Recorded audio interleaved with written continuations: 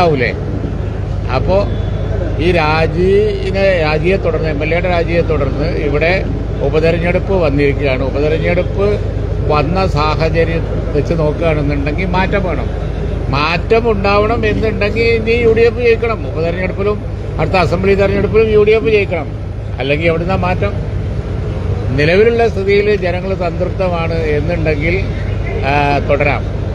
പക്ഷേ സംതൃപ്തമല്ലല്ലോ.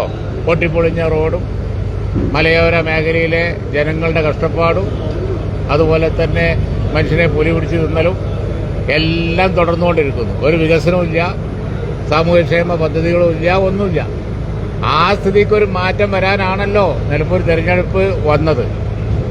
അതുകൊണ്ട് തീർച്ചയായും ജനങ്ങൾക്ക് ആ സന്ദേശം കിട്ടിയിട്ടുണ്ട്, മെസ്സേജ് കിട്ടിയിട്ടുണ്ട്.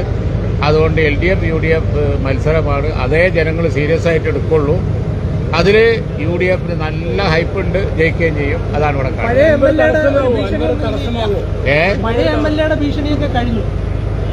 ഞാൻ LDF UDF മത്സരത്തെക്കുറിച്ചാണ് പറയുന്നത്. അല്ലാത്ത പല മത്സരങ്ങളും ഇവിടെ ഉണ്ട്, സ്ഥാനാർത്ഥികളുണ്ട്. അതിനെക്കുറിച്ചൊന്നും ഡിസ്കസ് ചെയ്യാൻ ഉദ്ദേശിക്കുന്നേ ഇല്ല.